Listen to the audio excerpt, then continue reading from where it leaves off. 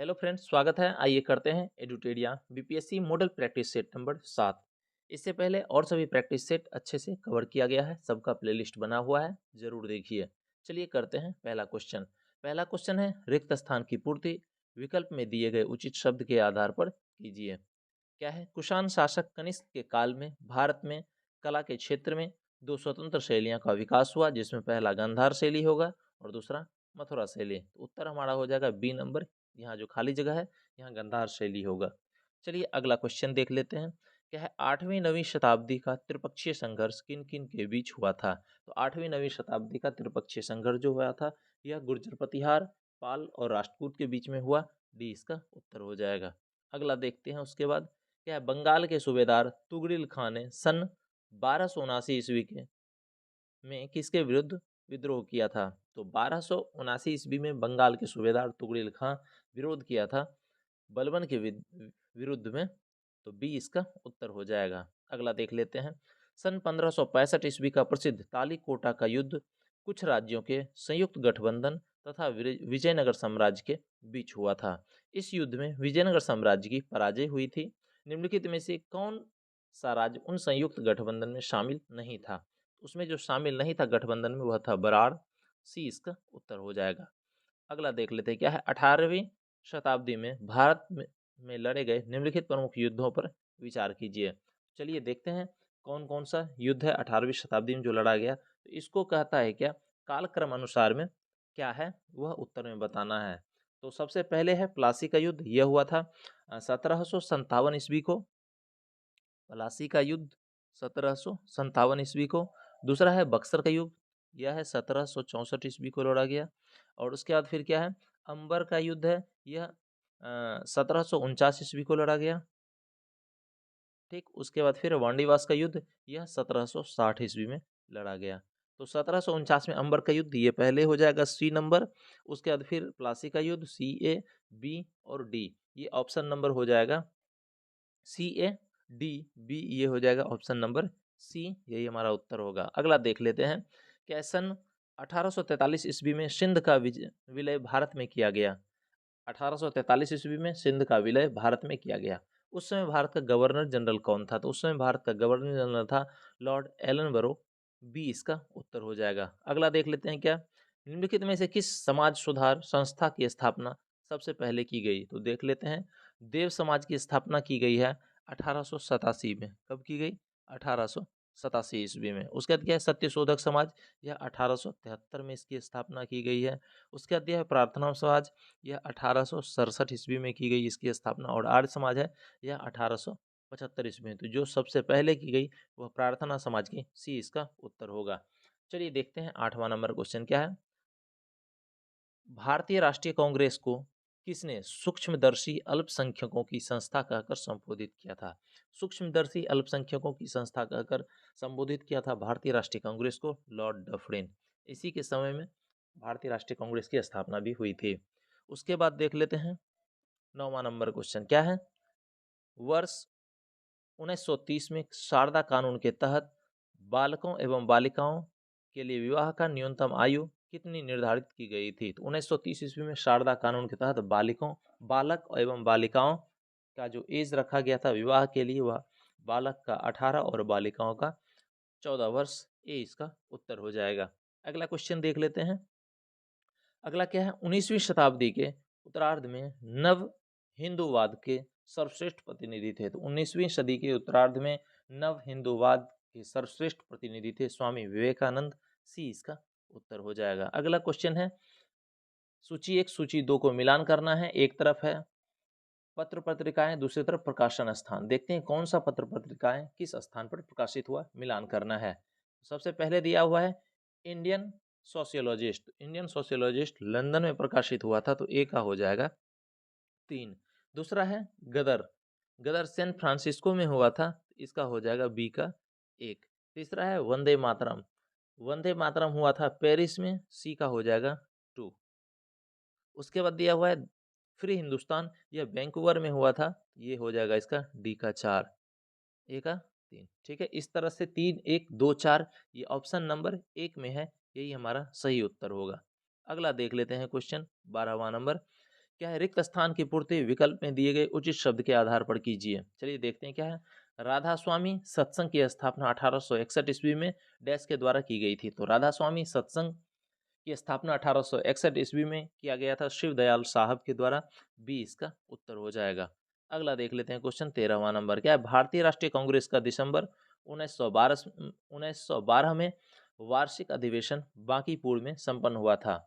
वार्षिक अधिवेशन के क्रम में यह कौन सा अधिवेशन था। तो भारतीय राष्ट्रीय कांग्रेस के दिसंबर 1912 में वार्षिक अधिवेशन बांकीपुर का जो संपन्न हुआ था, यह 27वां अधिवेशन था। सी इसका उत्तर हो जाएगा। अगला क्वेश्चन देख लेते हैं। इसमें दिया हुआ है क्या, निम्नलिखित में से कौन सा विकल्प लॉर्ड डलहौजी द्वारा भारतीय व्यक्तिगत राज्य या रियासतों के सही कालक्रम में को प्रदर्शित करता है। तो भारतीय व्यक्तिगत राज्य या फिर हड़प नीति के अकॉर्डिंग जो राज्य को लिया गया था, तो उसका कालक्रम अनुसार देखना है। तो सबसे पहले सतारा था, उसके बाद फिर जैनपुर था, उसके बाद झांसी था, फिर नागपुर था। तो डी इसका उत्तर हो जाएगा। अगला देख लेते हैं। मध्य प्रदेश के छतरपुर जिले में स्थित खजुराहो में डैश राजाओं मतलब चंदेल राजाओं द्वारा निर्मित मंदिर आज भी स्थापत्य की उत्कृष्टता का बखान कर रहे हैं। तो इसमें हो जाएगा सी इसका उत्तर, चंदेल हो जाएगा। क्या है, मध्य प्रदेश के छतरपुर जिले में जो स्थित खजुराहो में चंदेल राजाओं द्वारा निर्मित मंदिर आज भी स्थापत्य की उत्कृष्टता का बखान कर रहे हैं। सी उसका उत्तर हो जाएगा। देखते हैं 17वां नंबर। 16वां नंबर क्वेश्चन देख लेते हैं। सबसे पहले क्या है, बख्तियार खिलजी ने 1204-5 ईस्वी में बंगाल पर आक्रमण के दौरान बंगाल का शासक कौन था। जब बख्तियार खिलजी 1204-5 में बंगाल पर आक्रमण किया था, उस समय बंगाल के जो शासक थे वह थे लक्ष्मण सेन। इसका हो जाएगा सी उत्तर। अगला देख लेते हैं क्या है, 1739 ईस्वी में नादिर शाह के आक्रमण के समय मुगल शासक कौन था। तो नादिर शाह के समय में मुगल शासक था मोहम्मद शाह। ए इसका उत्तर हो जाएगा। अगला देख लेते हैं 18वां नंबर। मुगल प्रशासन में मुहतशिब एक डैश अधिकारी था। तो मुहतशिब जो था यह लोक आचरण अधिकारी था। डी इसका उत्तर हो जाएगा। अगला 19वां नंबर क्वेश्चन देख लेते हैं। इसमें कहा था रिक्त स्थान की पूर्ति विकल्प में दिए गए उचित शब्दों के आधार पर कीजिए। क्या है, वैदिक ग्रंथों के भाष्यकार शायन को डैश का आश्रय प्राप्त था। तो वैदिक ग्रंथों के भाष्यकार शायन को जो आश्रय प्राप्त था वह विजयनगर के शासकों का आश्रय प्राप्त था। ए इसका उत्तर हो जाएगा। अगला देख लेते हैं। क्या है, पाटलिपुत्र स्थित चंद्रगुप्त के राजप्रासाद को खोजने या पता लगाने का श्रेय किन्हें दिया जाता है। या लकड़ी से निर्मित को खोजने का पता लगाने या श्रेय किसे दिया जाता है। यह दिया जाता है स्पूनर को। बी इसका उत्तर हो जाएगा। अगला देख लेते हैं 21वां नंबर क्वेश्चन। क्या है, चोल शासन के अंतर्गत प्रायः मंदिरों में के साथ एक विद्यालय भी संबद्ध होता था। ऐसे विद्यालय को क्या कहा जाता था। चोल शासन के अंतर्गत जो प्रायः मंदिर के साथ एक विद्यालय संबद्ध होता था, उस विद्यालय को क्या कहा जाता था। तो उसको कहा जाता था घटिका। ए इसका उत्तर हो जाएगा। अगला फिर 21वां नंबर दिया हुआ है। हमको सूची 1 सूची 2 को मिलान करना है। एक तरफ गवर्नर जनरल वायसराय दिया हुआ है, दूसरी तरफ उनकी कार्य नीति दिया हुआ है। वारेन हेस्टिंग इसमें दिया हुआ रिंग फेंस पॉलिसी। तो Warren Hasting ring fence policy जो है उसका नीति या उसका कार्य था। तो ए का हो जाएगा 2। दूसरा विलियम बेंटिक ठगी प्रथा का दमन किया। विलियम बेंटिक, तो यह हो जाएगा बी का 1। उसका बाद लॉर्ड रिपन जो है यह एल्बर्ट बिल लाया था। तो ये हो जाएगा 4 सी का। उसके बाद दिया हुआ है लॉर्ड कर्जन, यह बंगाल विभाजन। इसमें हो जाएगा 3। 2 1 4 3। यह ऑप्शन नंबर कितने में है। तो ये ऑप्शन नंबर बी है, यही हमारा उत्तर होगा।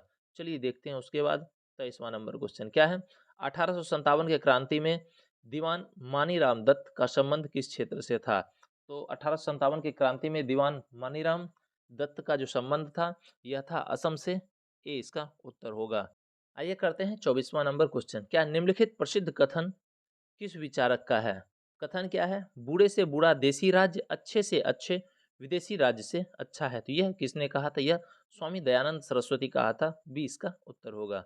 अगला देख लेते हैं। क्या है, मणिपुर के जिया तरंग आंदोलन का संबंध किस राष्ट्रीय आंदोलन से है। तो जिया तरंग आंदोलन का जो संबंध है वह कौन से राष्ट्रीय आंदोलन से है। तो यह है सविनय अवज्ञा आंदोलन से।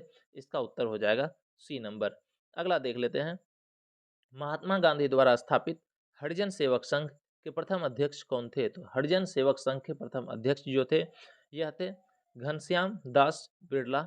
इसका हो जाएगा बी उत्तर। अगला देख लेते हैं 27वां नंबर क्या है? मुसलमानों के लिए अलग राष्ट्र के विचार का औपचारिक रूप से पहली बार प्रतिपादन किसने किया था? तो मुसलमानों के लिए अलग राष्ट्र के विचार का औपचारिक रूप पहली बार जो प्रतिपादन किया था यह किया था सर मोहम्मद इकबाल ने। ये हो जाएगा सी इसका उत्तर। अगला देख लेते हैं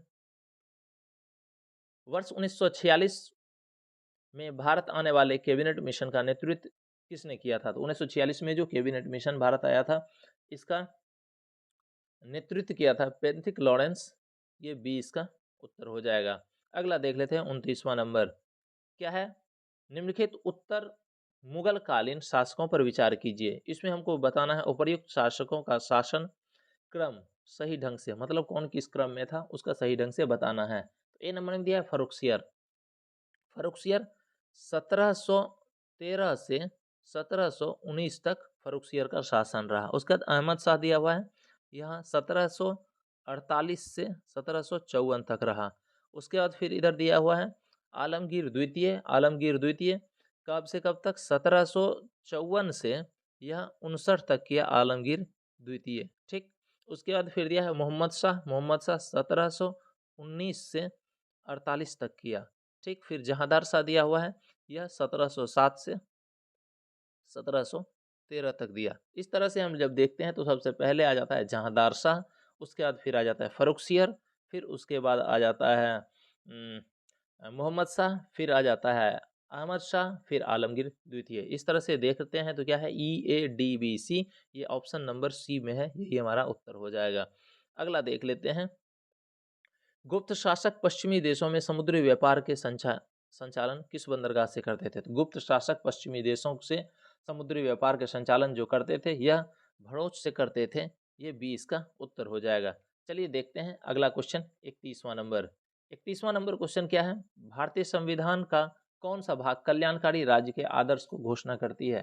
तो भारतीय संविधान के जो कौन सा भाग है जो कल्याणकारी राज्य के आदर्श की घोषणा करता है वह है राज्य के नीति निर्देशक तत्व। ए इसका उत्तर हो जाएगा। राज्य के नीति निर्देशक तत्व आयरलैंड के संविधान से लिया गया है। यह अनुच्छेद 36 से 51 तक है भाग 4 में। चलिए अगला क्वेश्चन देख लेते हैं। अगला क्वेश्चन है 32वां नंबर क्या है? भारत के राष्ट्रपति के संबंध में निम्नलिखित कथनों पर विचार करें। तो देख लेते हैं राष्ट्रपति के कथन में क्या है। भारतीय राष्ट्रपति को राजनीतिक और नाम मात्र के प्राधिकरण प्राप्त है। तो राजनीतिक में नहीं, यहाँ PM होगा, तो ये पहला राष्ट्रपति के लिए गलत है। दूसरा क्या है? भारतीय राष्ट्रपति को संवैधानिक और लोकप्रिय के प्राधिकार प्राप्त है। तो नहीं, ये यहाँ भी प्रधानमंत्री होगा, ये राष्ट्रपति के लिए नहीं है। तीसरा है भारत के राष्ट्रपति को संवैधानिक और नाम मात्र के प्राधिकार प्राप्त है। तो ये सही है। हमको बताना है क्या कूट एक और इस कूट में कौन सा सही है, मतलब कौन सा सही कथन प्रयोग किया गया है। केवल 3 इसका उत्तर हो जाएगा सी नंबर। अगला देख लेते हैं क्वेश्चन 33वां नंबर क्वेश्चन। 33वां नंबर क्वेश्चन क्या है? निम्नलिखित में किसका संदर्भित संबंध केंद्रीय बजट से है? तो देखते हैं किसका संदर्भित संबंध जो है केंद्रीय बजट से है। तो ये कटौती प्रस्ताव का संदर्भित संबंध जो है केंद्रीय बजट से है। ए उत्तर हो जाएगा। अगला देख लेते हैं निम्नलिखित कथनों पर विचार कीजिए। देखते हैं क्या है। विधायिका नीतिगत निर्णय लेती है, वो नियम का कानून तय करती है, वही उन्हें लागू करने की जिम्मेदारी कार्यपालिका की होती है। बिल्कुल सही है। दूसरा क्या दिया हुआ है? सामान्य तौर पर संसद के विधायिका की संज्ञा दी गई है। संसद को क्या विधायिका की संज्ञा दी गई है। वहीं कार्यपालिका में राष्ट्रपति प्रधानमंत्री के साथ साथ प्रशासनिक मशीनरी भी इसका हिस्सा होती है। ये भी सही है। तो हमको इसमें बताना है कौन सा कथन असत्य है। तो एक भी असत्य नहीं है, डी इसका उत्तर हो जाएगा। अगला देख लेते हैं लोकसभा के संदर्भ में निम्नलिखित कथनों में सत्य कौन है। हमको बताना है कौन सा कथन सत्य है। तो सबसे पहले देख लेते हैं क्या है। लोकसभा के सदस्यों को प्रत्यक्ष निर्वाचित पद्धति के माध्यम से चुना जाता है। बिल्कुल सही है। दूसरा है प्रत्येक निर्वाचक क्षेत्र के सार्वभौमिक टास्क मताधिकार के द्वारा एक प्रतिनिधि को चुना जाता है। ये भी सही है। तीसरा दिया हुआ है क्या प्रत्येक शक्ति को मत का अन्य शक्तियों के मूल्य से भिन्न होता है। ये गलत है। प्रत्येक शक्ति का मत जो होता है वो किन्हीं का मूल्य जो भिन्न नहीं होता है, सभी का मत जो होता है एक समान होता है, इसीलिए तीसरा गलत है। चौथा क्या दिया हुआ है, लोकसभा के अध्यक्ष को 5 वर्ष के लिए चुना जाता है, तो बिल्कुल सही है। तो इसमें हमको देखना है सत्य कौन सा है, तो 1, 2 और 4 ये सत्य है। ये कितने नंबर, ऑप्शन नंबर 1 में है, ये हमारा उत्तर हो जाएगा। अगला देखते हैं 36वां नंबर क्वेश्चन। 36वां नंबर क्वेश्चन क्या है, निम्नलिखित में किन प्रावधानों को कनाडा के संविधान से लिया गया है। तो कनाडा के संविधान से लिया गया है सरकार की संघीय व्यवस्था और केंद्र की अवशिष्ट शक्तियां। 2 और 4, सरकार की संघीय व्यवस्था और केंद्र की अवशिष्ट शक्तियां, ये कनाडा के संविधान से लिया गया है। तो 2 और 4 हो जाएगा, सी नंबर ऑप्शन सही है। और सब देख लेते हैं क्या है, जैसे द्विसदनीय व्यवस्था है, ये ब्रिटिश से लिया गया है। और संविधान में संशोधन प्रक्रिया, ये दक्षिण अफ्रीका से लिया गया है। चलिए उसके बाद देख लेते हैं हम लोग 37वां नंबर क्वेश्चन। 37वां नंबर क्वेश्चन क्या है, मौलिक कर्तव्य के संदर्भ में भारतीय संविधान प्रदत्त निम्नलिखित में कौन सा कथन सत्य है, ये बताना है। सबसे पहले देख लेते हैं, मौलिक कर्तव्य मूल संविधान का हिस्सा नहीं था। 42वें संविधान संशोधन अधिनियम द्वारा 1976 में जोड़ा गया, बिल्कुल सही है। दूसरा है, मौलिक कर्तव्य भारतीय नागरिक पर लागू होता है, न कि विदेशियों पर, यह भी सही है। तीसरा है, मौलिक कर्तव्य की सिफारिश स्वर्ण सिंह समिति ने की थी, ये भी सही है। तो इसमें सभी कथन सत्य है, 1, 2 और 3, डी इसका उत्तर हो जाएगा। अगला देखते हैं 38वां नंबर, क्या निम्नलिखित में से भारतीय संविधान की मूल संरचना भाग है। तो भारतीय संविधान के मूल संरचना भाग है, ये हमको देखना है। तो देख लेते हैं, सबसे पहले संसदीय प्रणाली, ये भारतीय संविधान की मूल संरचना का भाग है। कल्याणकारी राज्य, ये भी है। न्याय तक प्रभावी पहुंच, ये भी सही है। संविधान का धर्मनिरपेक्ष चरित्र, ये भी भारतीय संविधान की मूल संरचना का भाग है। इसमें हमसे कह रहा है जो सही विकल्प है उसको चूज करना है, तो इसमें सभी जो है सही है, डी इसका उत्तर हो जाएगा। अगला देख लेते हैं उसके बाद 39वां नंबर क्वेश्चन क्या है, भारत के संविधान में अंतर्राष्ट्रीय शांति और सुरक्षा की अभिवृद्धि कहाँ उल्लेख है। तो भारत के संविधान में अंतर्राष्ट्रीय शांति और सुरक्षा की वृद्धि उल्लेख है राज्य के नीति निर्देशक तत्वों में, ये इसका हो जाएगा बी उत्तर। अनुच्छेद 51 में यह उल्लेखित है, शांति और सुरक्षा की अभिवृद्धि राज्य के नीति निर्देशक तत्व, बी उत्तर हो जाएगा। अगला देख लेते हैं 40वां नंबर क्वेश्चन क्या है, भारत के प्रधानमंत्री के संदर्भ में निम्नलिखित कथनों पर विचार कीजिए।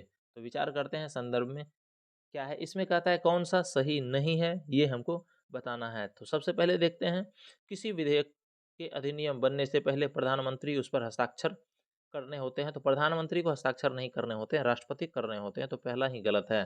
दूसरा है, प्रधानमंत्री अपने मंत्रियों का चयन केवल संसद के किसी भी सदन से कर सकता है, ऐसा नहीं है जो कि सिर्फ वह लोकसभा राज्यसभा का होना चाहिए। अगर कोई भी संसद का सदस्य नहीं है फिर भी उसको मंत्री के लिए चयन कर सकता है, लेकिन बाद में उसको फिर कोई ना कोई राज्यसभा या लोकसभा का मेंबर बनना होगा। तो ये भी कथन गलत है, जो कि सिर्फ क्या कहता है, सदन से ही कर सकता है। तो ये ना इसमें कह रहा है कौन सा जो कथन है वह सही नहीं है, तो दोनों कथन सही नहीं है, इसका सी हो जाएगा उत्तर। अगला देख लेते हैं क्या है, निम्नलिखित कथनों पर विचार कीजिए। इसमें हमको बताना है सत्य कथन का चयन करना है। सबसे पहले देखा, आर्कटिक महासागर बेरिंग जलसंधि के मध्य से प्रशांत महासागर से जुड़ा है, ये बिल्कुल सही है। दूसरा क्या है, हिंद महासागर लगभग त्रिभुजाकार है जबकि प्रशांत महासागर लगभग वृत्ताकार, ये भी सही है। इस तरह से हमारा उत्तर सी हो जाएगा, 1 और 2 दोनों सही है। उसके बाद देखते हैं 42वां नंबर क्वेश्चन, ध्यान से सुनिए क्या है, हमारे पृथ्वी को नियंत्रित करने वाले भौतिक नियमों तथा इस पर रहने वाले जीवों के मध्य संबंधों के अधिक संश्लेषित ज्ञान से उत्पन्न संकल्पना, यह कथन किस भूगोलवेत्ता द्वारा मानव भूगोल को परिभाषित करते हुए दिया गया था। एक बार फिर से सुनिएगा क्या है, हमारी पृथ्वी को नियंत्रित करने वाले भौतिक नियमों तथा इस पर रहने वाले जीवों के मध्य संबंधों के अधिक संश्लेषित ज्ञान से उत्पन्न संकल्पना, यह कथन किस भूगोलवेत्ता द्वारा मानव भूगोल की परिभाषित करते हुए दिया गया था। यह पॉल विडाल डी ला ब्लास के द्वारा किया गया, 20 का उत्तर हो जाएगा।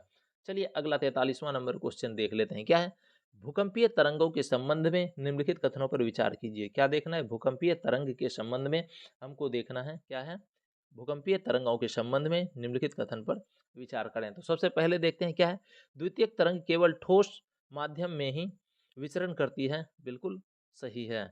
उसके बाद है क्या है, दूसरा कथन जो है, प्राथमिक तरंग सबसे लंबा मार्ग तय करता है, बिल्कुल नहीं।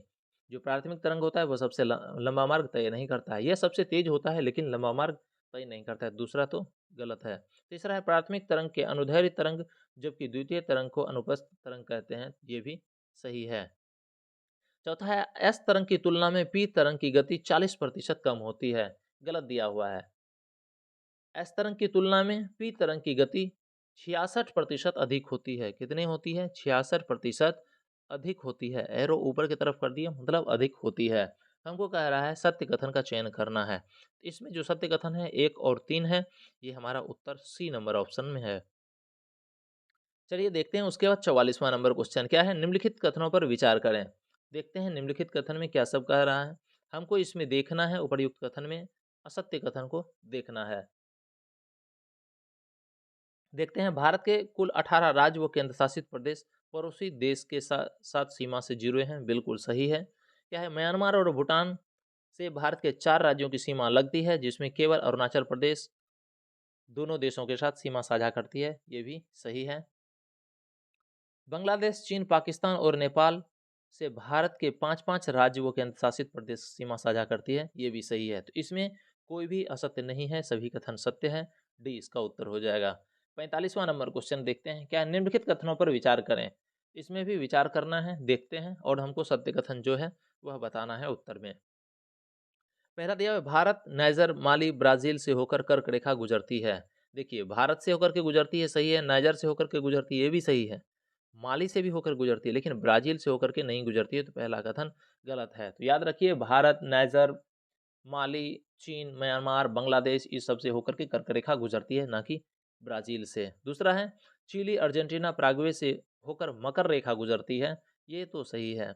उसके बाद क्या है, इक्वाडोर कोलंबिया मालदीव से होकर विषुवत रेखा गुजरती है, ये भी सही है। तो हमारा जो कथन सही है 2 और 3, ये ऑप्शन नंबर सी हो जाएगा। अगला देख लेते हैं उसका 46वां नंबर क्वेश्चन क्या है, वायुमंडल के किस परत से पृथ्वी पर रेडियो टेलीविजन एवं रडार आदि सुविधा प्राप्त होती है। ये कौन सा परत है वायुमंडल के, देखते हैं, जिससे पृथ्वी पर रेडियो टेलीविजन एवं रडार आदि की सुविधा प्राप्त होती है। यह है आयन मंडल, सी इसका उत्तर हो जाएगा। अगला देख लेते हैं क्या है, भारत सरकार ने पूरे देश के लिए किस वर्ष वन संरक्षण नीति लागू किया। तो वन संरक्षण नीति लागू किया यह 1952 ईस्वी में, ए इसका उत्तर हो जाएगा। अगला देख लेते हैं 48वां नंबर क्वेश्चन, क्या स्थानांतरित कृषि के नाम और राज्य हमको क्या करना है, बताना है। इसमें कितने युग्म जो है वह सुमेलित है, तो हमको देखना है कितने युग्म गलत सुमेलित है, जो सही सुमेलित नहीं है इसमें हमको बताना है। सबसे पहले दिया है वेबर और दहिया, इसका झारखंड लिखा हुआ है, बिल्कुल गलत है। वेबर और दहिया जो है यह मध्य प्रदेश में, कहाँ पर है, एमपी में है, याद रखिएगा वेबर दहिया। उसके बाद केमांद है, तो कोमान केमान ये कहाँ पर है, उड़ीसा में है, तो ये सही है। कुमारी दिया है पूर्वी घाट नहीं होगा इसमें, इसमें पश्चिमी घाट होगा। क्या चीज़ होगा, पश्चिमी घाट होगा, कुमारी पश्चिमी घाट। तो 2 गलत मिल गया, 1 और 3। तीसरा दिया कुरुआ, कुरुआ का हिमाचल प्रदेश दिया दिया हुआ है, हिमालयन क्षेत्र दिया है, तो कुरुआ होता है झारखंड में, तो ये भी गलत है। हमको जो असत्य या गलत युग्म था वो सुमेलित करना था, तो वो बताना था, तो वो 1, 3 और 4 हो जाएगा। तो इसमें केवल 3 दिया हुआ, ये ऑप्शन सही है। ठीक है, फिर से सुन लीजिए एक बार, बहुत इंपॉर्टेंट है। वेवर या दहिया, इसका झारखंड लिखा हुआ है, ये गलत है। वेवर या दहिया कृषि जो होता है यह ये होता है मध्य प्रदेश में। उसके बाद कोमान दिया हुआ है, ये उड़ीसा में होता है, ये सही सुमेलित है। कुमारी पूर्वी घाट लिखा हुआ है, लेकिन कुमारी होता है पश्चिमी घाट में। कुरुआ लिखा हुआ है, यह हिमालय क्षेत्र दिया हुआ है, लेकिन ये होता है झारखंड में। तो केवल 3 जो है जो गलत सुमेलित है, तो इसका उत्तर सी हो जाएगा। चलिए अगला देख लेते हैं। अगला है निम्नलिखित कथनों पर विचार करें, तो देख लेते हैं निम्नलिखित कथन में क्या क्या दिया हुआ है। क्या है, दलदलों में क्षय होते पादपों से पीट कोयला उत्पन्न होता है। तो दलदलों में क्षय होते पादपों से पीट कोयला उत्पन्न होता है, ये बिल्कुल सही दिया हुआ है। दूसरा है लिग्नाइट एक निम्न कोटि का भूरा कोयला होता है, ये भी सही है। तो हमारा उत्तर जो है इसमें सत्य कथन को चयन करना है, 1 और 2 दोनों हो जाएगा सी नंबर। अगला देख लेते हैं क्या है, स्वर्णिम चतुर्भुज महाराजमार्ग में पूर्वी पश्चिम गलियारा कहाँ से कहाँ जोड़ता है। तो पूरब से पश्चिम वाला गलियारा जो है वो कहाँ से कहाँ जोड़ता है, यह सिलचर से पोरबंदर जोड़ता है, ये हो जाएगा सी इसका उत्तर। अगला देख लेते हैं क्या है, जलमार्ग संख्या 3 कहाँ से कहाँ जोड़ती है। तो जलमार्ग संख्या 3 जो है यह जोड़ती है कोट्टापुरम तथा कोल्लम को जोड़ती है, ये बी इसका उत्तर हो जाएगा। अगला देख लेते हैं, हमको देखना है इसमें जो उपर्युक्त युग्म में से सही सुमेलित है, तो कितने युग्म सही सुमेलित है। सबसे पहले देख लेते हैं जो है युकाटन जल संधि। युकाटन जल संधि जो है ये मेक्सिको की खाड़ी एवं कैरिबियन सागर में है, तो ये बिल्कुल सही सुमेलित है। दूसरा क्या दिया हुआ है, नॉर्थ चैनल, तो नॉर्थ चैनल आयरिश सागर एवं अटलांटिक महासागर में है, ये भी सही जुड़ा हुआ है, बी भी सही है। उसका दिया हुआ है बास्पोरस जल संधि, बास्पोरस जल संधि दिया हुआ है मरमरा सागर एवं एजियन सागर, नहीं मरमरा सागर एवं काला सागर के मध्य में है। ठीक है, किसके किसके बीच में है, काला सागर के मध्य में है। कौन, बास्पोरस जल संधि मरमरा सागर और काला सागर के मध्य में। उसके बाद क्या है, डर्डेन, डर्डेन लेज जल संधि सागर, तो डर्डेन लेन जल संधि सागर जो है यह है मरमरा एवं केजियन के बीच में, किसके किसके, मरमरा सागर एवं एंड एजियन के बीच में, मरमरा एंड एजियन के बीच में है।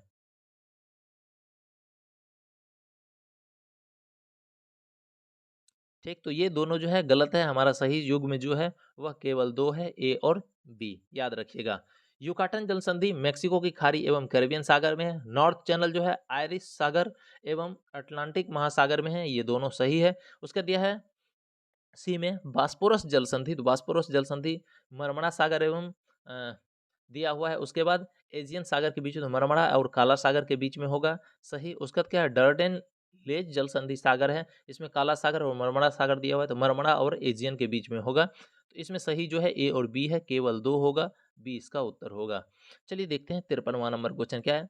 सामाजिक वानिकी कार्यक्रम का प्रारंभ किया गया था, तो सामाजिक वानिकी कार्यक्रम का प्रारंभ किया गया था यह 1976 ईस्वी में, सी इसका उत्तर हो जाएगा। अगला देख लेते हैं 54वां नंबर क्या है, निम्नलिखित विशेषताएं किस नदी के संदर्भ में कही गई है, तो देखते हैं विशेषताएं कौन सी नदी से रिलेटेड है।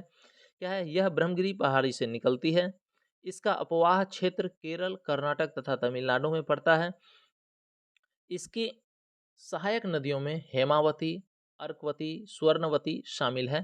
तो ये सब जो नदी कहा जा रहा है, यह कावेरी के बारे में कहा जा रहा है, कावेरी ब्रह्मगिरी की पहाड़ी से निकलती है।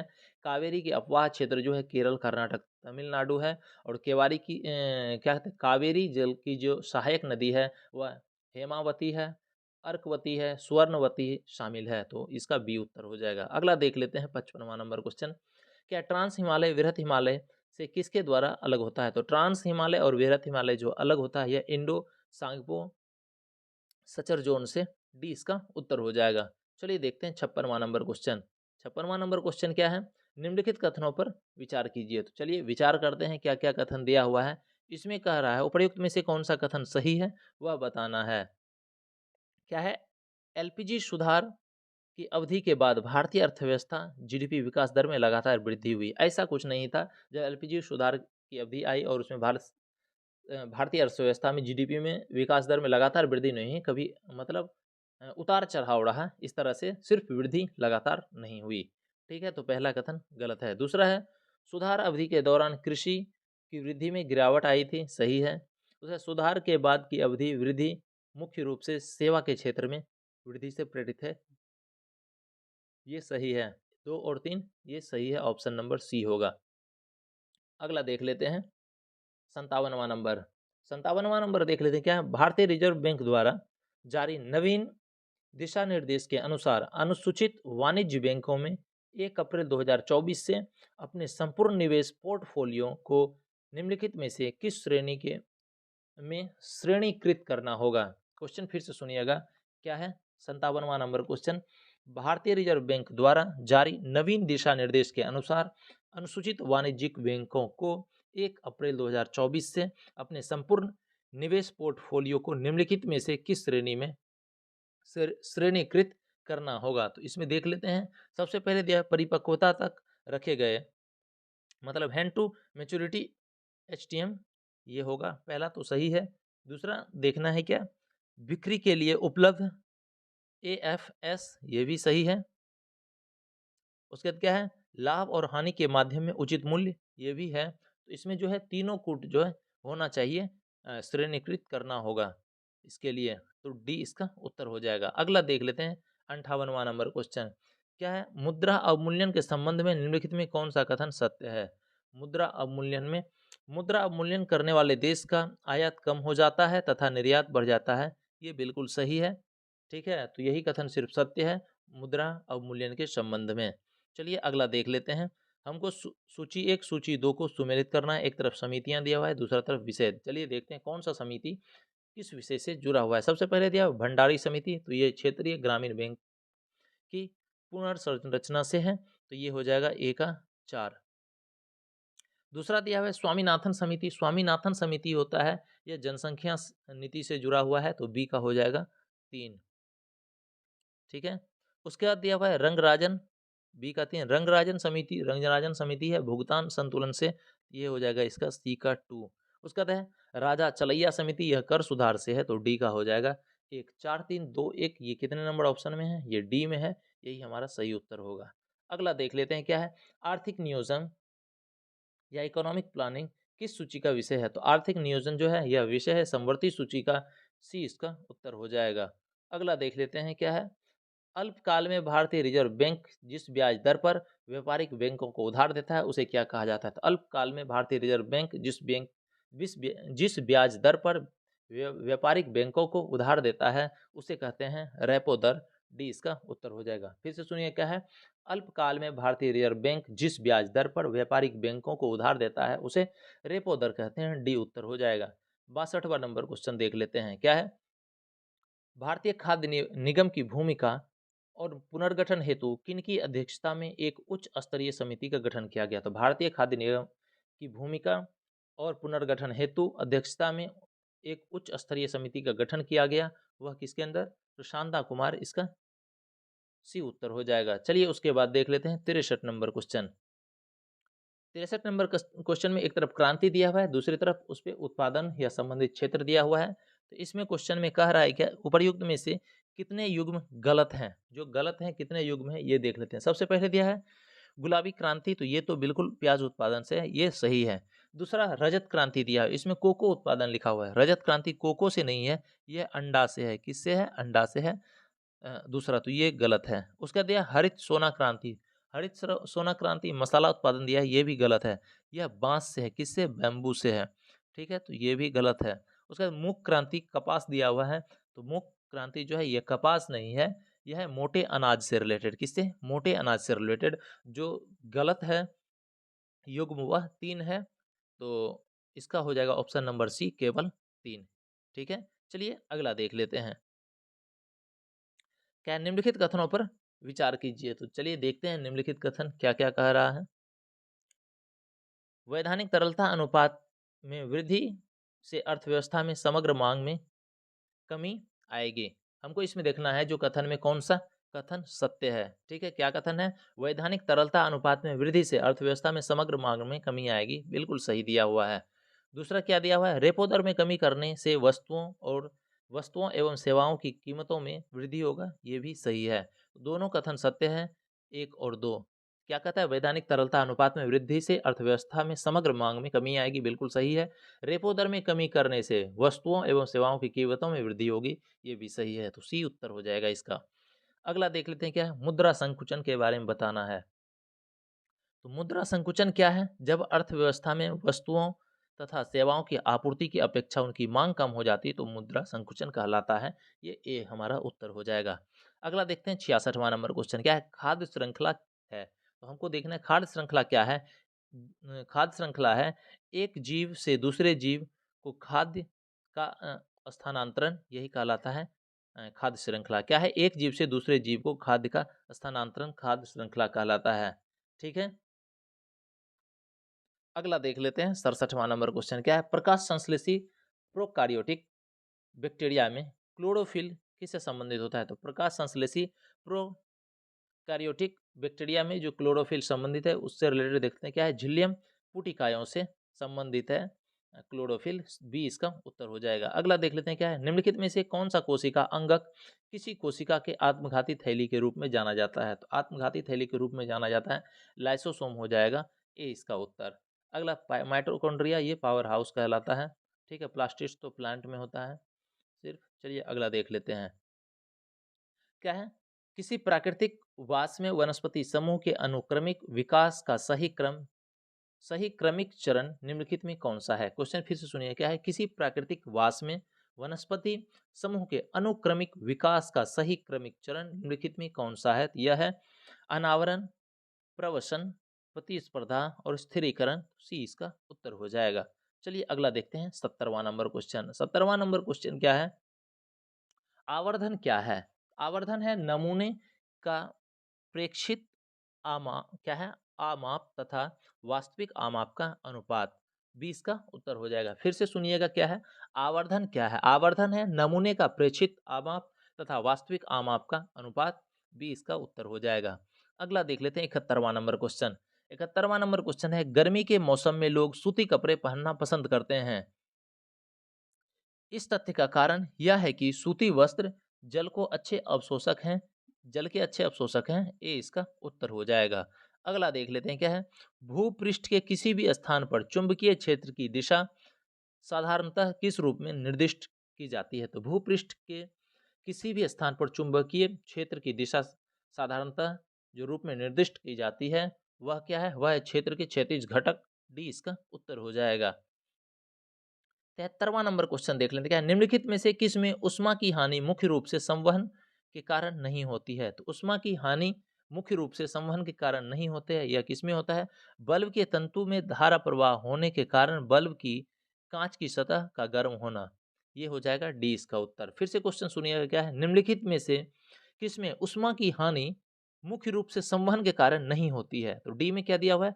बल्ब के तंतु में धारा प्रवाह होने के कारण बल्ब की कांच की सतह गर्म होना, यही संवहन का कारण नहीं होती है। डी इसका उत्तर हो जाएगा। चलिए देखते हैं 74वां नंबर, क्या है? उष्मा हानि बराबर उष्मा वृद्धि का संबंध निम्नलिखित में से किससे निरूपित होता है? तो उष्मा हानि बराबर उष्मा वृद्धि का संबंध जो निरूपित होता है वह होता है द्रव्य की पांचवी अवस्था में। एक मिनट देख लेते हैं इसमें क्या है। हाँ, इसमें हो जाएगा कैलोरीमित की सिद्धांत से। उष्मा की हानि बराबर उष्मा की वृद्धि का संबंध जो है निरूपित होता है कैलोरीमित का सिद्धांत से। सी इसका उत्तर हो जाएगा। अगला है बोस आइंस्टीन कंडेंसेट क्या है? तो बोस आइंस्टीन कंडेंसेट जो है यह द्रव की पांचवी अवस्था है। 20 का उत्तर हो जाएगा। अगला देख लेते हैं 76वां नंबर, क्या है? किसी द्रव के वाष्पन की दर किस पर निर्भर नहीं होती है? तो किसी द्रव की वाष्पन की दर जो है निर्भर नहीं होती है। ये किस पर? उसके द्रव्यमान पर निर्भर नहीं होती है। सी इसका उत्तर हो जाएगा। अगला 77वां नंबर क्वेश्चन देखते हैं, क्या है? रदरफोर्ड का पतले स्वर्ण पर्ण पर अल्फा कण प्रकीर्णन उपयोग निम्नलिखित में से किसकी खोज के लिए उत्तरदायी है? क्वेश्चन फिर सुनिए, क्या है? रदरफोर्ड का पतले स्वर्ण पर्ण पर अल्फा कण प्रकीर्णन प्रयोग निम्नलिखित में से किसकी खोज के लिए उत्तरदायी है? तो यह परमाणु नाभिक की खोज के लिए उत्तरदायी है। सी इसका उत्तर हो जाएगा। अगला देख लेते हैं, क्या है? वाष्पीकरण की दर बढ़ती है। तो वाष्पीकरण की दर बढ़ती है पृष्ठीय क्षेत्रफल में वृद्धि होने से। ये हो जाएगा ए इसका उत्तर। अगला देख लेते हैं 79वां नंबर क्वेश्चन। 79वां नंबर क्वेश्चन क्या है? एसी करंट कैसे उत्पन्न करते हैं? तो एसी जो है यह करंट कैसे उत्पन्न करते हैं? यह डायनामो द्वारा उत्पन्न करते हैं। इसका उत्तर हो जाएगा बी नंबर। अगला देख लेते हैं, क्या है? निम्नलिखित में किस पदार्थ का उपयोग बर्तनों को चमकीला बनाने के लिए किया जाता है? तो बर्तनों को चमकीला बनाने के लिए जिंक ऑक्साइड का प्रयोग किया जाता है। डी इसका उत्तर हो जाएगा। अगला है जनसंख्या में आनुवांशिक भिन्नता का अंतिम स्रोत क्या है? तो जनसंख्या में आनुवांशिक भिन्नता भिन्नता का अंतिम स्रोत जो है यह है उत्परिवर्तन। ए इसका उत्तर हो जाएगा। अगला देख लेते हैं, क्या है? डीएनए में कितने नाइट्रोजनी क्षार या नाइट्रोजनस बेस पाए जाते हैं? तो ये नाइट्रोजनी क्षार जो पाए जाते हैं यह 4 पाए जाते हैं। सी इसका उत्तर हो जाएगा। 83वां नंबर देख लेते हैं, क्या है? प्रोटीन संश्लेषण के दौरान किस प्रकार का आरएनए एमिनो एसिड को राइबोसोम में ले जाता है? क्वेश्चन सुनिए फिर से, क्या है? प्रकाश संश्लेषण के दौरान किस प्रकार का आरएनए एमिनो एसिड को राइबोसोम में ले जाता है? तो यह टीआरएनए होता है। ये हो जाएगा बी इसका उत्तर। अगला देख लेते हैं, क्या निम्नलिखित में कौन सा सूक्ष्मजीव आमतौर पर फलीदार पौधों के लिए जैव उर्वरक के रूप में उपयोग करता है? लेगुमिनस प्लांट के लिए या फिर आमतौर फलीदार पौधों के लिए जैव उर्वरक का रूप में उपयोग किया जाता है? तो यह किया जाता है राइजोबियम का। बी इसका उत्तर हो जाएगा। अगला देख लेते हैं 85वां नंबर क्वेश्चन, क्या निम्नलिखित में से कौन सा असत्य फल का उदाहरण है? जो असत्य फल का उदाहरण है वह है इसमें स्ट्रॉबेरी। बी इसका उत्तर हो जाएगा। बाकी देख लेते हैं और सब क्या है। 86वां नंबर क्वेश्चन, कार्बन डेटिंग द्वारा निम्नलिखित में से किसकी आयु का निर्धारण किया जाता है? तो कार्बन डेटिंग द्वारा जीवाश्म का किया जाता है, ये हो जाएगा सी इसका उत्तर। अगला देख लेते हैं 87वां नंबर क्वेश्चन। क्या निम्नलिखित कथनों में से कौन सा तत्व नहीं है, हमको बताना है। तो कौन सा तत्व नहीं है? गैस जो है वह तत्व नहीं है, बी इसका उत्तर हो जाएगा। 88वां नंबर क्वेश्चन देख लेते हैं। क्या निम्नलिखित में कौन सा उत्तक पौधों की शक्ति प्रदान करता है? तो ऐसा कौन सा उत्तक है जो पौधों में शक्ति प्रदान करता है? तो यह है स्क्लेरेंकाइमा, सी इसका उत्तर हो जाएगा। अगला देख लेते हैं क्या है। ग्रेन्यूलोसाइट्स क्या है? ग्रेन्यूलोसाइट्स एवं एग्रानुलोसाइट्स निम्नलिखित में से किसका वर्गीकरण है? तो ग्रेन्यूलोसाइट्स और एग्रान्यूलोसाइट्स जो है यह वर्गीकरण है श्वेत रक्त कोशिकाएं का, ये ए इसका उत्तर हो जाएगा। चलिए उसके बाद देख लेते हैं 90 नंबर क्वेश्चन। 90 नंबर क्वेश्चन में क्या दिया हुआ है? मानव यकृत के बारे में निम्नलिखित में कौन सा कथन सत्य है? तो मानव यकृत के बारे में देख लेते हैं कौन सा कथन सत्य है। यकृत का आकार त्रिभुजाकार होता है, बिल्कुल सही है। यकृत एकमात्र आंतरिक अंग है जो पुनर्जीवित हो सकता है, ये भी सही है। यकृत मानव शरीर का सबसे बड़ा और आंतरिक अंग है, ये भी सही है। तो उपर्युक्त में से सभी सत्य है। अगला देख लेते हैं क्वेश्चन 91 नंबर। क्या निम्नलिखित में से कौन सा पौधा मांसाहारी है? जो पौधा मांसाहारी है वह है वीनस फ्लाई ट्रैप, ये हो जाएगा बी इसका उत्तर। अगला देख लेते हैं। क्या न्यूटन के गति के प्रथम नियम को जाना जाता है? तो न्यूटन के गति को प्रथम नियम में जाना जाता है, नियम को जाना जाता है जड़त्व का नियम से, ये बी इसका उत्तर हो जाएगा। अगला देख लेते हैं क्या है। एक ट्रांसफार्मर किसके साथ कार्य करता है? तो एक ट्रांसफार्मर जो कार्य करता है यह प्रत्यावर्ती धारा के साथ कार्य करता है, बी इसका उत्तर होगा। अगला देख लेते हैं उसके बाद। क्या निम्नलिखित कथनों पर विचार करें? हमको इसमें बताना है जो कौन सा कथन सत्य है, ये बताना है। चलिए देख लेते हैं कथन के बारे में। सबसे पहले दिया हुआ है क्या? पोटैटो स्पिंडल ट्यूबर नामक रोग लाइकन के कारण होता है, तो ये बिल्कुल सही है। क्या है इसमें देखना है कौन सा कथन सत्य है। तो सबसे पहला कथन सत्य है, पोटैटो स्पिंडल ट्यूबर जो है नामक रोग यह लाइकन के कारण होता है, ये बिल्कुल सही है। दूसरा है लाइकन शैवाल तथा कवक की सहजीवी सहवास है, ये गलत दिया हुआ है। दूसरा है कवक शैवाल के लिए भोजन संश्लेषित करता है और शैवाल कवक के लिए आश्रय देता है तथा खनिज एवं जल का अवशोषण करता है, ये भी गलत है। इसमें केवल एक कथन जो है वह सत्य है, ए ऑप्शन होगा। चलिए उसके बाद देखते हैं 95 नंबर क्वेश्चन। क्या है? फाइकोमाइसिटीज, फाइकोमाइसिटीज या एस्कोमाइसिटीज, बेसिडोओमाइसिटीज आदि जैसे वर्ग किस जगत के अंतर्गत आते हैं? ये सब जो आते हैं फंजाई के अंतर्गत आते हैं। फिर से सुनिए क्या है। फाइकोमाइसिटीज, एस्कोमाइसिटीज, बेसिडो बेसेटो ओमाइसिटीज, ये सब किस जगत के अंतर आते हैं? तो ये फंजाई के अंतर्गत आते हैं, तो ए इसका उत्तर हो जाएगा। अगला देख लेते हैं क्या है। बिहार में निम्नलिखित जिलों का एक दशकीय जनसंख्या वृद्धि 2001 से 11 के अनुसार सही क्रम चुने। फिर से सुनिए क्या है। बिहार के निम्नलिखित जिलों का दशकीय जनसंख्या वृद्धि 2001 से 2011 के अनुसार सही क्रम चुने। तो इसमें जो दशकीय वृद्धि है वह सिवान होगा, फिर किशनगंज होगा, फिर मधेपुरा होगा, बी इसका उत्तर है। चलिए अगला क्वेश्चन देख लेते हैं। क्या है? 1225 ईस्वी में इल्तुतमिश द्वारा बिहार का प्रथम सूबेदार किसे नियुक्त किया गया था? तो 1225 ईस्वी में इल्तुतमिश द्वारा बिहार का जो सूबेदार नियुक्त किया गया था, यह किया गया था मलिक जानी को, ए इसका उत्तर हो जाएगा। अगला देख लेते हैं क्या है। शेर शाह ने अपने साम्राज्य को प्रारंभ में कितने सरकारों में विभाजित किया था? शेर शाह ने अपने साम्राज्य को प्रारंभ में जो किया था, सरकारों को विभाजित किया था, तो 47 में, ये बी उत्तर हो जाएगा। प्रारंभ में 47 सरकारों में विभाजित किया था, बी उत्तर होगा। 99 नंबर देख लेते हैं क्या है। बिहार के प्रथम भारतीय राज्यपाल कौन थे? तो बिहार के प्रथम राज्यपाल जो थे सत्येंद्र प्रसाद सिन्हा थे, इसका ए उत्तर हो जाएगा। अगला देख लेते हैं क्वेश्चन 101वां नंबर, सॉरी 100वां नंबर देख लेते हैं क्या है। बिहारी छात्र सम्मेलन का 16वां अधिवेशन कहाँ आयोजित किया गया? तो बिहारी छात्र सम्मेलन का 16वां अधिवेशन जो आयोजित किया गया था यह हजारीबाग में, ए इसका उत्तर हो जाएगा। अगला क्वेश्चन देखते हैं 101वां नंबर। क्या है? कश्मीर घाटी के अंतरिम मुस्लिम सरकार यूसुफ शाह चक को मुगल सम्राट अकबर ने बिहार निर्वासित कर दिया था। इनको बिहार के किस जगह दफनाया गया था? क्वेश्चन फिर से सुनिए क्या है। कश्मीर घाटी के अंतिम मुस्लिम शासक यूसुफ शाह चक को मुगल सम्राट अकबर ने बिहार निर्वासित कर दिया था। इनको बिहार के किस जगह में दफनाया गया था? तो यह दफनाया गया था नालंदा में, डी इसका उत्तर हो जाएगा। अगला देख लेते हैं क्या है। निम्नलिखित में कौन बिहार के भूवैज्ञानिक इतिहास में नवीनतम है? तो बिहार के भूवैज्ञानिक इतिहास में नवीनतम है, यह है बिहार का मैदान। ये हो जाएगा सी इसका उत्तर। अगला देख लेते हैं क्या है। बिहार में किस आंदोलन के दौरान आजाद दस्ता सक्रिय था? तो आजाद दस्ता जो सक्रिय था यह भारत छोड़ो आंदोलन के दौरान बिहार में सक्रिय था। डी उत्तर हो जाएगा। अगला क्वेश्चन देख लेते हैं क्या है। 1917 ईस्वी के चंपारण सत्याग्रह से कौन संबंधित नहीं है? 1917 के चंपारण सत्याग्रह से जो संबंधित नहीं है इसको देखना है। तो इसमें जो है राम मनोहर लोहिया ये संबंधित नहीं थे, बाकी राजकुमार शुक्ल, जे बी कृपलानी, राजेंद्र प्रसाद ये सब चंपारण सत्याग्रह से संबंधित हैं।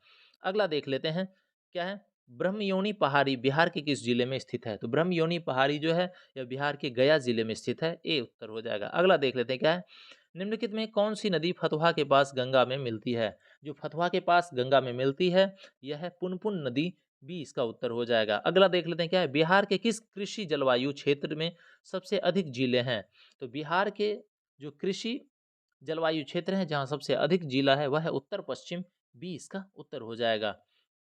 अगला देख लेते हैं क्या है। बाबा ठाकुर दास ने पटना में किस सोसाइटी की स्थापना की थी? तो बाबा ठाकुर ने पटना में जो सोसाइटी की स्थापना की थी रामकृष्ण मिशन सोसाइटी की स्थापना की थी। बी उत्तर हो जाएगा। देखते हैं 109वां नंबर क्वेश्चन क्या है। कश्मीर घाटी के अंतिम मुस्लिम शासक यूसुफ शाह चक, जिन्हें मुगल सम्राट अकबर द्वारा बिहार निर्वासित किया गया था, कहाँ दफन किया गया? तो इसका दफन किया गया था नालंदा में। डी इसका उत्तर होगा। ये क्वेश्चन दो बार रिपीट हो गया। चलिए अगला देख लेते हैं। अगला क्या है। अखिल भारतीय फॉरवर्ड ब्लॉक की स्थापना के लिए सुभाष चंद्र बोस से कौन जुड़े? आईएनए आंदोलन के साथ भी जुड़े। ठीक है, तो जो भारतीय अखिल भारतीय फॉरवर्ड ब्लॉक की स्थापना के लिए सुभाष चंद्र बोस से जुड़े और आईएनए आंदोलन के साथ भी जुड़े थे, तो यह कौन थे? यह थे शिलभद्र याजी। ये हो जाएगा सी इसका उत्तर। अगला देख लेते क्या है। वाइब्रेंट विलेज प्रोग्राम 2.0 से संबंधित निम्नलिखित कथनों पर विचार कीजिए। सबसे पहले दिया हुआ है क्या, इसे 2024-25 से 2029-30 तक बढ़ा दिया गया है। बिल्कुल सही है। क्या है, यह एक राज्य प्रायोजित योजना है? तो राज्य प्रायोजित नहीं, यह केंद्र प्रायोजित योजना है। तो दूसरा कथन असत्य है। तीसरा है, यह सीमावर्ती गांवों के विकास के लिए योजना है। ये भी सही है। हमको असत्य कथन का चयन करना है, तो इसमें केवल 3 जो है यह असत्य कथन है। तो एक भी ऑप्शन में ऐसा नहीं दिया हुआ है, तो जो असत्य कथन है केवल 3 है। बाकी अगर हमको सत्य कहेगा तो सत्य हो जाएगा 1 और 3। ये ऑप्शन नंबर सी हो जाएगा सत्य कथन के लिए। ठीक है, चलिए अगला देख लेते हैं। 112 नंबर। 112 नंबर में भारत ने किस देश के लिए ट्रांसशिपमेंट सुविधा समाप्त कर दी है? तो ट्रांसशिपमेंट सुविधा समाप्त कर दी है, यह बांग्लादेश के लिए। सी इसका उत्तर हो जाएगा। अगला देख लेते क्या है। रोंगाली बिहू किस राज्य में प्रतिवर्ष मनाया जाता है? तो रोंगाली बिहू मनाया जाता है असम में। ये हो जाएगा डी इसका उत्तर। अगला देख लेते हैं। हाल ही में भारत के किस क्षेत्र में एक बर्फ कारखाने में अमोनिया गैस रिसाव ने निवासियों में दहशत पैदा कर दी? तो हाल ही में भारत के किस क्षेत्र में एक बर्फ कारखानों में अमोनिया गैस रिसाव ने निवासियों में दहशत पैदा कर दी? तो ये कहाँ पर हुआ? मध्य प्रदेश के रतलाम में। इसका बी उत्तर हो जाएगा। अगला देख लेते हैं क्या है। भारत कब तक सबसे तेजी से बढ़ने वाला विमान बाजार बन जाएगा? तो भारत सबसे तेजी से बढ़ने वाला विमान बाजार बन जाएगा, यह कब तक? तो 2026 तक। सी इसका उत्तर होगा। अगला देख लेते हैं क्या है। एफएओ आनुवांशिक संसाधन रिपोर्ट 2025 से संबंधित निम्नलिखित कथनों पर विचार कीजिए। तो एफएओ आनुवांशिक संसाधन रिपोर्ट 2025 से संबंधित देखना है और इसमें असत्य कथन का चयन करना है। इसमें देख लेते हैं। विश्व का 60% फसल उत्पादन केवल 9 फसलों पर निर्भर करता है। तो ये तो बिल्कुल सही है। क्या भारत की 85% स्थानीय फसलें खतरे में है? 85% नहीं, 50% से अधिक होगा, तो ये कथन असत्य है। तो हमको कथन असत्य जो देखना था वह केवल 2 होगा। B number option. तो भारत की 85% स्थानीय फसलें खतरे में नहीं है, 50% से अधिक जो स्थानीय फसलें खतरे में हैं। अगला देख लेते हैं। 117वां नंबर क्या है। किस देश में आए भूकंप के कारण बचाव एवं राहत सामग्री पहुंचाने के लिए ऑपरेशन ब्रह्मा शुरू किया गया? तो ऑपरेशन ब्रह्मा शुरू किया गया है म्यांमार में बचाव एवं राहत सामग्री के लिए। तो हो जाएगा डी इसका उत्तर। चलिए अगला क्वेश्चन देख लेते हैं। 118वां नंबर क्वेश्चन। 118वां नंबर क्वेश्चन क्या है। समग्र शिक्षा अभियान 2024-25 से संबंधित निम्नलिखित कथनों पर विचार कीजिए। तो समग्र शिक्षा अभियान से देख लेते हैं क्या है। समग्र शिक्षा अभियान 2024-25 के अंतर्गत 45,830.21 करोड़ रुपए आवंटित किए गए हैं। बिल्कुल सही है। क्या है, यह प्री स्कूल से लेकर उच्चतर माध्यमिक स्तर स्कूली की शिक्षा में शामिल करता है, ये भी सही है। तीसरा है, मध्य प्रदेश, बिहार, उड़ीसा को अभी तक अपना केंद्रीय हिस्सा नहीं मिला है, ये गलत है, इसमें दिया हुआ है मध्य प्रदेश, बिहार, उड़ीसा नहीं है इसमें, केरल, तमिलनाडु, वेस्ट बंगाल होगा, तो ये कथन गलत है, तो हमको सत्य कथन बताना था। तो इसमें मध्य प्रदेश, बिहार, उड़ीसा को अभी तक अपना केंद्रीय हिस्सा नहीं मिला, ये गलत है। इसमें होगा केरल, तमिलनाडु, वेस्ट बंगाल को अभी तक अपना केंद्रीय हिस्सा नहीं मिला है।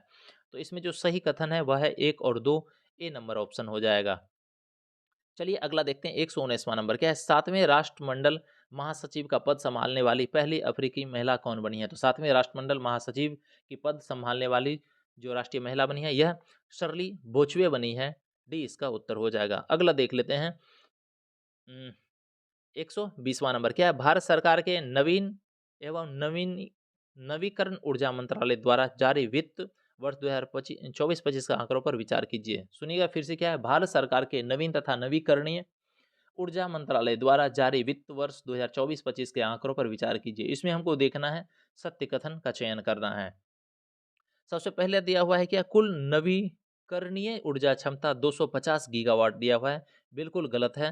तो कुल नवीकरणीय ऊर्जा क्षमता 250 गीगावाट नहीं, 220.1 गीगावाट होगा, ठीक है, तो पहला असत्य है।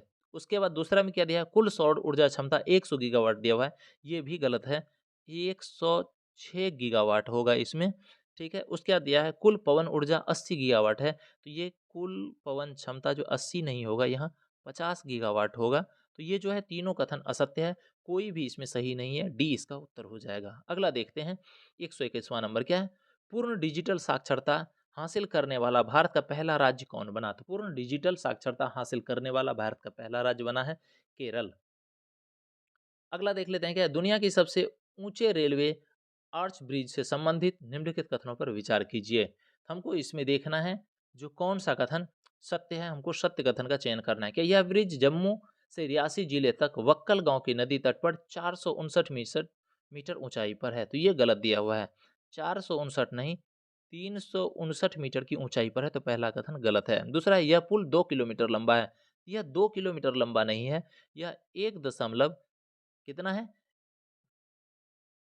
1.31 किलोमीटर है। कितना है, 1.31 किलोमीटर है, तो दोनों कथन गलत है। पहला क्या है, यह ब्रिज जम्मू कश्मीर के रियासी जिले के वक्कल गांव नदी तट से 459 मीटर ऊंचाई है, तो 459 नहीं, 359 मीटर ऊंचाई पर है। दूसरा है, यह पुल 2 किलोमीटर लंबा है, यह 2 किलोमीटर लंबा नहीं है, यह 1.31 किलोमीटर लंबा है। तो इसमें कहता है सत्य कथन का चयन करने, तो इनमें से कोई भी सत्य नहीं है, डी इसका उत्तर हो जाएगा। अगला देख लेते हैं, 123वां नंबर, क्या विश्व का पहला पूर्णतः नवीकरणीय ऊर्जा से चलने वाला शहर होगा? तो विश्व का पहला पूर्णतः नवीकरणीय ऊर्जा से चलने वाला शहर होगा अमरावती, ये हो जाएगा बी इसका उत्तर। अगला देख लेते हैं, क्या है, Times Higher Education Asia ranking 2025 से संबंधित निम्नलिखित कथनों पर विचार कीजिए। तो Times Higher Education Asia ranking 2025 संबंधित कथन देख लेते हैं।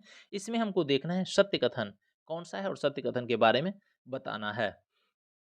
चलिए देख लेते हैं, क्या है, चीन के सिंघुआ व पेकिंग विश्वविद्यालय क्रमशः पहले और दूसरे स्थान पर है, बिल्कुल सही है। दूसरा क्या है, भारत विज्ञान संस्थान बेंगलोर को भारत में शीर्ष स्थान मिला है और एशिया में इसे 48वां स्थान मिला है। तो एशिया में इसे 48वां नहीं, 38वां स्थान मिला है, 48वां नहीं मिला है, कितना मिला है, 38वां मिला है, तो दूसरा गलत है।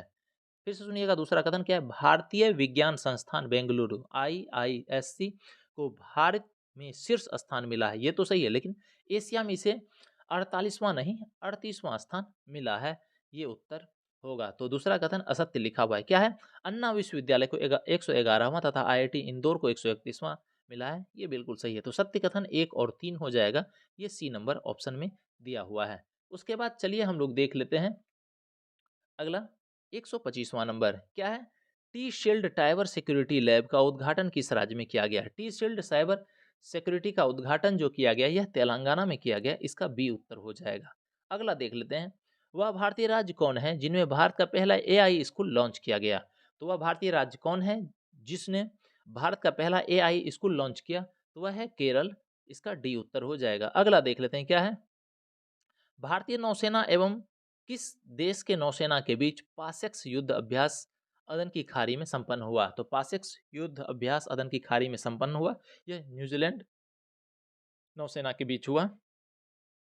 ये हो जाएगा डी इसका उत्तर। अगला देख लेते हैं क्या है। हाल ही में ब्यूनस आयर्स में आयोजित आईआईएसएफ विश्व कप की पुरुष की 25 मीटर रैपिड फायर पिस्टल स्पर्धा पदक जीतने वाले पहले भारतीय कौन बने हैं? ये पहले भारतीय बने हैं विजय वीर सिद्धू। फिर से क्वेश्चन सुनिए क्या है। हाल ही में ब्यूनस आयर्स में आयोजित आईआईएसएफ विश्व कप की पुरुष की 25 मीटर रैपिड फायर पिस्टल स्पर्धा में पदक जीतने वाले पहले भारतीय बने विजय वीर सिद्धू। इसका हो जाएगा बी उत्तर।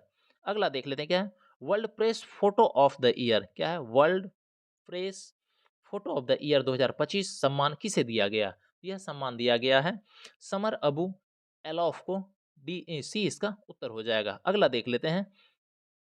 अगला क्या है।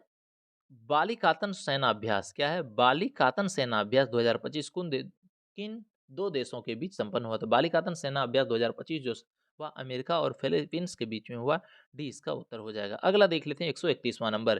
क्या किस देश ने गंभीर जल संकट दूर करने हेतु वाटर हाईवे नामक परियोजना शुरू की? तो वाटर हाईवे नामक परियोजना शुरू की जल संकट को दूर करने हेतु। यह है मोरक्को। इसका उत्तर हो जाएगा बी नंबर। अगला देख लेते हैं।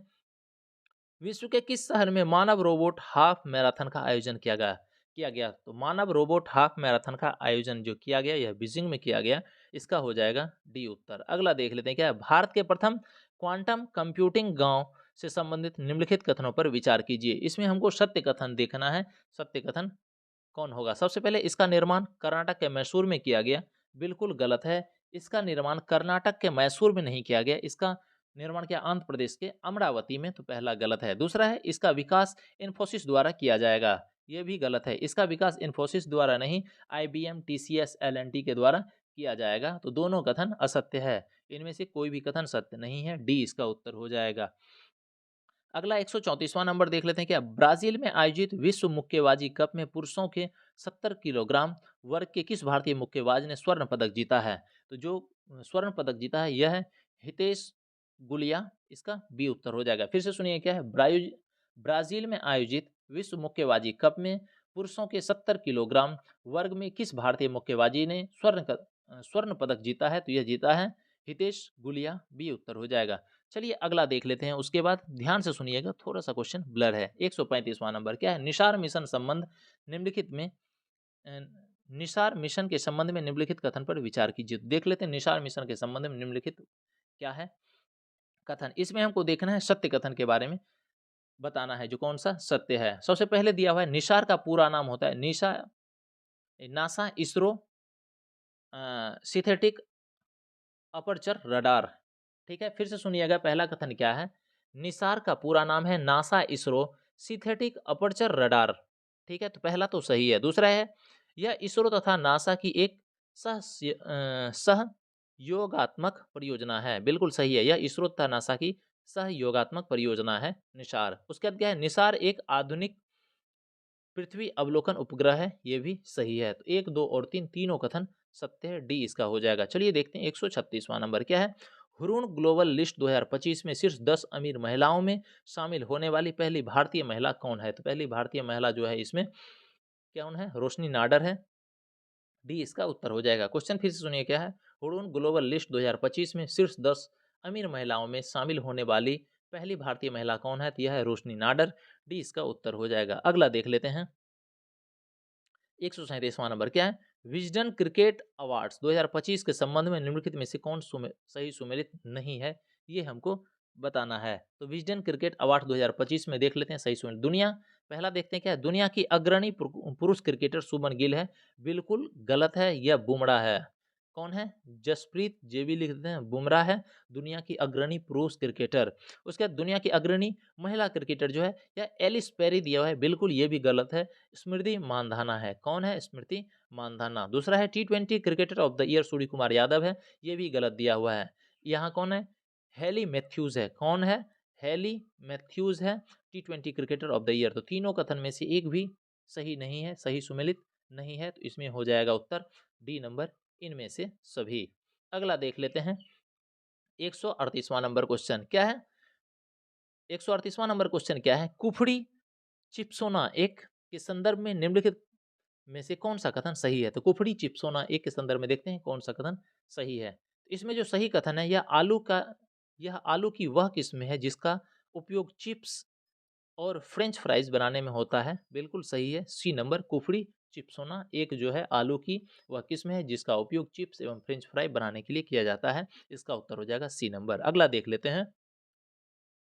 139वां नंबर क्या है? निम्नलिखित कथनों पर विचार कीजिए। तो चलिए विचार करते हैं क्या कहता है। इसमें भी हमको सही कथन चुनना है।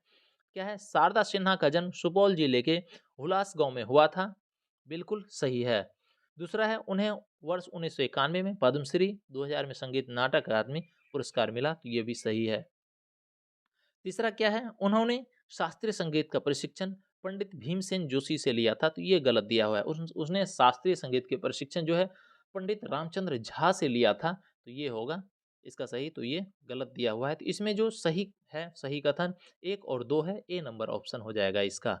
चलिए अगला देख लेते हैं 140वां नंबर क्वेश्चन। 140वां नंबर क्वेश्चन क्या दिया हुआ है? हाल ही में बिहार खेल विश्वविद्यालय के पहले कुलपति के रूप में किसे नियुक्त किया गया था? हाल ही में बिहार खेल विश्वविद्यालय के पहले कुलपति के रूप में नियुक्त किया गया है, यह शिशिर सिन्हा को किया गया है। बी इसका उत्तर होगा। आज के लिए इतना ही और इस तरह के प्रैक्टिस सेट के लिए चैनल को सब्सक्राइब कीजिए। धन्यवाद।